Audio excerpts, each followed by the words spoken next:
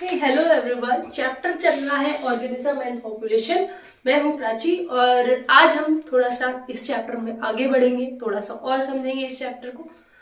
Topic है हमारा level of organisation. ठीक है बच्चों, लेवल ऑफ ऑर्गेनाइजेशन को समझना चालू करते हैं।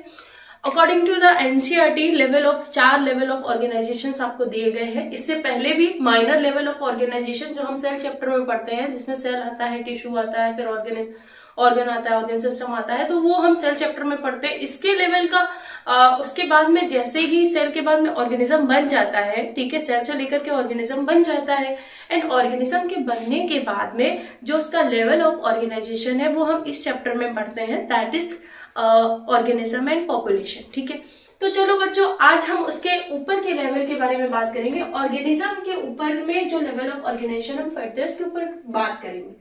ठीक है, ऑर्गेनिज्म से स्टार्ट करते हैं। तो ऑर्गेनिज्म क्या होता है? Organism is the basic unit of ecology. Organism क्या करता है बच्चों?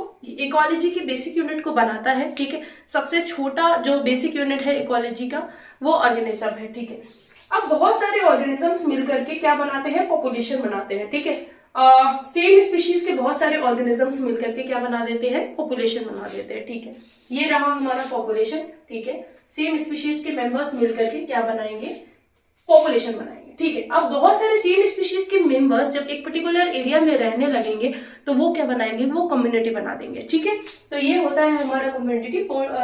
बहुत सारी पॉपुलेशन जो है मिलकर के पर्टिकुलर एक एरिया में रहने लगती है, थोड़े बड़े एरिया में रहने लगती है, तो वो क्या बनाती है? पॉपुलेशन कम्युनिटी बनाती है। चलिए, अब कम्युनिटी के ऊपर का लेवल ऑफ ऑर्गेनाइजेशन जो है वो है बायोम हमारा। ठीक है, बायोम क्या होता है? बायोम एक वो बड़ा एक लार्ज एरिया होता है जिसकी खुद की पर्टिकुलर कोई वेजिटेशन होती है। जैसे कैसे वेजिटेशन होती है? फॉर एग्जाम्पल, वेजिटेशन को समझने के लिए हम समझ सकते हैं कि जैसे डेजर्ट हो गया। ठीक है, डेजर्ट का अपना पर्टिकुलर एनवायरमेंट होता है, अपना पर्टिकुलर एटमॉस्फेयर होता है, तो वो एक बायोम है। Desert is a biome. ठीक है, तो कोई एक पर्टिकुलर एरिया जिसकी अलग अपना कोई एटमॉस्फेरिक कंडीशंस हैं, ठीक है, तो उसको हम क्या बोलते हैं? बायोम होता है। उसका पर्टिकुलर वेजिटेशन होता है। वेजिटेशन का मतलब है वहां के अपने खुद के फ्लोरा एंड फोना होते हैं। फ्लोरा एंड फोना का मतलब है वहां का पर्टिकुलर वेजिटेशन, मतलब वहां पे कैसे पेड़ लगेंगे, फ्लोरा हो जाएगा वो उसमें, है ना। और फोना में क्या आता है? वहां पे पर्टिकुलर किस तरीके के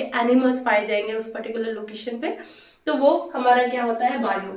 biome is the largest unit of ecology. ठीक है, बायोम जो है हमारा लार्जेस्ट यूनिट है इकोलॉजी की, लार्जेस्ट, सबसे बड़ा एरिया है। ठीक है,